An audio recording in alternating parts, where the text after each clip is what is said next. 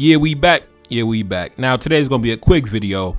Gonna be responding to a comment that I got in my comment section. This person said this: have you ever posted anything about the Polish soldiers who fought in the Haitian Revolution? So that's what we're gonna be talking about today. I'm gonna be debunking the narrative around these insignificant Polish soldiers, where for some reason everybody wants to, glorify this small, tiny detachment for whatever reason. Now I know the reason why. You got to inject some white savior, some good white folks into a legendary black story. I understand the reason why, but today I'm gonna explain why I believe, to be honest, they're pretty much irrelevant.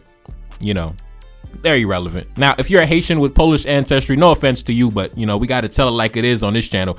Just like I told you, just like last week when I destroyed President Jean-Pierre Boyer, there was some people who were angry with me. There was some people who was mad, but like I said, we got to tell the truth. We got to tell the truth on this channel. Now, let's talk about the origins of these, so-called Polish soldiers. Take a look up on the screen. In May 1802, Napoleon dispatched the 3rd Polish Half Brigade of around 5,200 men to join French forces in Saint-Domingue, that was the colony, who had recently retaken the colony from Toussaint-Louverture. The Polish may have been hoping to receive French support in restoring Poland's independence from the occupiers, Prussia, Russia, and Austria, which divided the country in the late 18th century. Some were told that there was a revolt of prisoners in Saint-Domingue.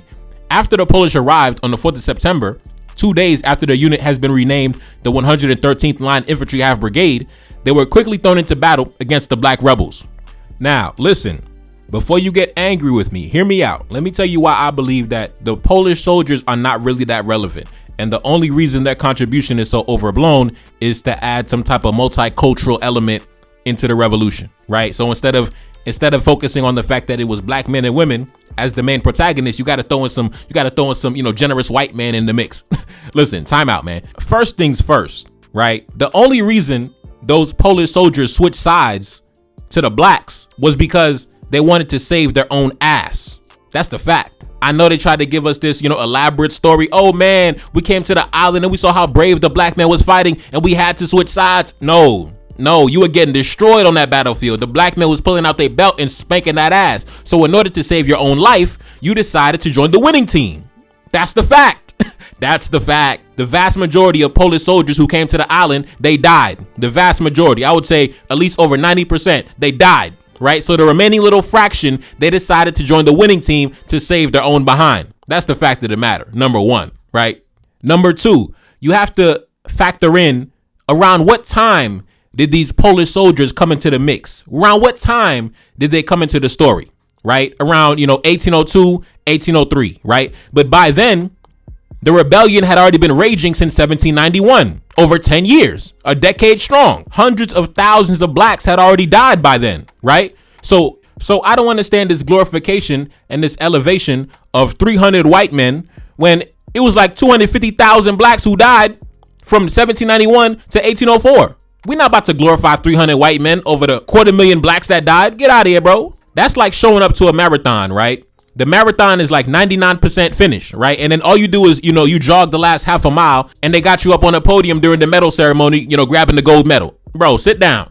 Sit down in the bleachers, bro. Now, if you want to be honest, Haitian prostitutes played a bigger role in the rebellion than the Polish soldiers, if you want to be honest, right? Haitian prostitutes serving as spies did way more damage to the French military than these 300 Polish defectors, if you want to be real. Take a look up on the screen. This prostitute was hanged by the French in 1802 for spying for the Haitian Revolutionary Army. Let's talk about it. Henriette Saint-Marc died some 217 years ago in 1802. Although she was popular as a prostitute, she gained more popularity after she became a strong ally of the Haitian Revolutionary Army by using her influence on the French and access to their plans, weapons, and secrets to support Toussaint-Louverture and Dessalines in the War of Independence. According to several sources, Henriette lured French officials into the bush where she would seduce them, extract information, and wait for the Haitian soldiers to finish them off. After a while, the French began to realize a number of their men had gone missing, as well as the fact that the Haitian army was gaining access to their top secrets, plans, and weapons. Now, that's why I say this glorification of 300 white men is completely exaggerated. It's totally overblown. They didn't put in no work. You feel what I'm saying? They didn't put in no work. The Haitian prostitutes put in more work than the Polish soldiers, if you want to be real. The Haitian prostitutes were going into enemy territory, gathering intelligence, setting up the French soldiers, risking their lives, right? Because like I told you, we already know the adversary is a sexual degenerate. So even during the heat of battle, the adversary cannot help himself from engaging in sexual degeneracy. So Dessalines was using their weakness against him. And Dessalines was sending prostitutes into the French camps. Well, it wasn't really prostitutes. A lot of those women, they really loved Dessalines. Like I told you, Dessalines was a very popular man on the island. The ladies loved Dessalines. So a lot of women would risk their lives and risk death just to be with Dessalines. So Dessalines was sending women into the French camps, and they was coming back with intelligence, coming back with weapons, setting up the French soldiers so we could ambush them and kill them in the bush. Listen, shout out to our foremothers one time for the one time. Now, another reason why I say the Polish soldiers were irrelevant, those 300 Polish soldiers, was because it was way more black men from other colonial armies that defected onto the Haitian side in way larger numbers. But nobody ever talks about them. Nobody ever talks about the large amount of black men who are fighting in the British colonial army and the Spanish colonial army who switched sides and defected and joined the Haitian Revolutionary Army. Nobody ever talks about them. Take a look up on the screen. Let's talk about the West India regiments, right? As you can see, that's a portrait from 1803 depicting a soldier in the British colonial army. That's a black man, right? And it was way more black men from colonial armies that defected onto the Haitian side than nobody talks about because y'all want to glorify, 300 whites. Now let's continue. The harsh environment of the Caribbean took a heavy toll on European units, with disease resulting in many deaths. The War Office decided to raise regiments of black soldiers who were believed to be more tolerant of the climate and better suited to tropical service. Many of the first recruits were escaped American slaves who had fought for the British during the American War of Independence. Men were also recruited locally in the Caribbean, but not in sufficient numbers to defend the British territories from the enemy. The ranks of the new regiments were filled with Creole and African slaves, purchased from West India sugar plantations or from newly arrived slave ships. Between 1795 and 1807, estimates suggest that 13,400 slaves were purchased for the West India regiments. Now, if you watch my audiobook series a while back, where I had read the biography of King Henry Christophe, we spoke about a battle in the late 1790s between the Haitian army and the British colonial army, right? The British were trying to invade the colony in the late 1790s. And a good majority of their troops were black men and men of mixed race. And in one battle, 300 black men and men of mixed race defected from the British side and joined Christophe, right? They were fighting against Christophe because they were part of the British colonial military. But then when they seen, Christophe, pulling out his belt and spanking the British, they decided, listen, I'm gonna go join the black men over there, right? But nobody talks about the black men from the British colonial army that defected onto the Haitian army. To me, that means way more than some 300 whites from Poland. When you go to Poland nowadays, Poland is a racist shithole, right? So, to be honest, I ain't about to glorify 300 whites from Poland. I'm gonna glorify my brothers that switch sides from the colonial armies. Shout out to my brothers, right? That's just me though, right? Before I glorify 300 whites, I'm going to glorify my foremothers that snuck into them French camps at night and seduced the French soldiers, right? And set them up for ambush and assassination, right? That gathered intelligence and snuck the weapons over to the rebels. I'm going to glorify those women before I glorify 300 whites from Poland. 300 whites who didn't put in no work. They didn't put in no work, but we stay glorifying them as if they was on the front lines, man. Get out of here, bro. Get out of here, man. You switch sides, that's cool. That's commendable. That's fine, right? But you didn't put in no work. You wasn't on the front lines, and you came at the very end of the movie. I'm sorry to tell you, brother. And also, not only did we have black men who defected from the British colonial army, but you also have black men that defected from the Spanish colonial army. I mean, obviously, next door neighbors was the Spanish colony, right? So obviously it was thousands of black men from the Spanish side that defected over to the Haitian side, but nobody talks about that. We don't glorify that. Anyway, take a look up on the screen. The shortage of indigenous and Spanish manpower left Spain dependent upon black military force. This was especially true in the Caribbean, where enslaved people and formerly enslaved people helped Spain maintain a tenuous control over thinly populated and greatly dispersed colonies under almost constant foreign attack and encroachment. Now, like I said, many thousands of blacks on the Spanish side that wanted to join, the liberators on the other side, right? So to me, that means way more.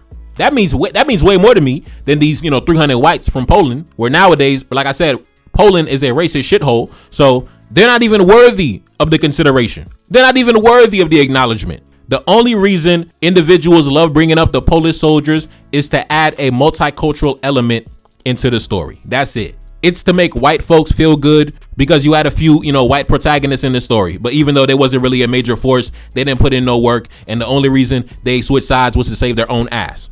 Now, in the modern day, you have communities in Haiti who are the descendants of those Polish soldiers. And that's cool. That's fine. Nothing against them. Nothing against them. I just have to, correct the narrative, man. Correct the narrative. There were way more black men who defected from other colonial armies than these, this tiny detachment of Polish soldiers, number one. Number two, they didn't put in no work.